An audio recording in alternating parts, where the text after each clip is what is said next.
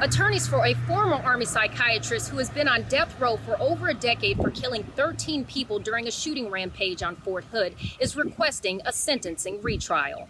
John Potter, one of former Army Major Nidal Hasan's attorneys, stood before 3 judges and argued his client had a, quote, sham of a trial before being convicted of 13 counts of murder and 32 counts of premeditated murder for the 2009 shootings.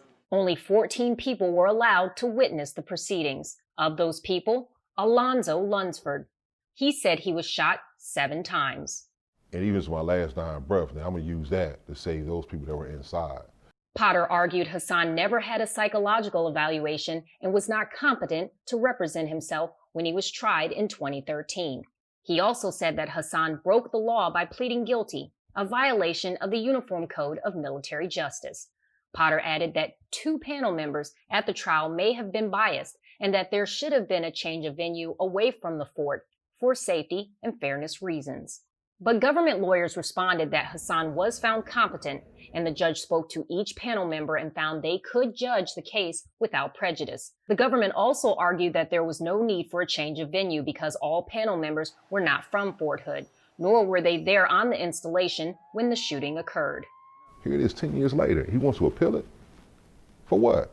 It hurts. And I'm angry. I'm real angry. So, that's just how it is. He said he did not feel justice has been served, and now he carries around these to remind him how far he has come since that tragic day. I would sit down and I'd greet him with the right hand of fellowship.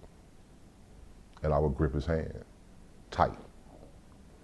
And when he tries to move his hand, I would not let go. And I would maintain that grip and let him know, when I leave from out of this cell, this meeting room, I can go where I want to go, when I want to go, how I want to go, at my pleasure, at my leisure. That's what I would tell him.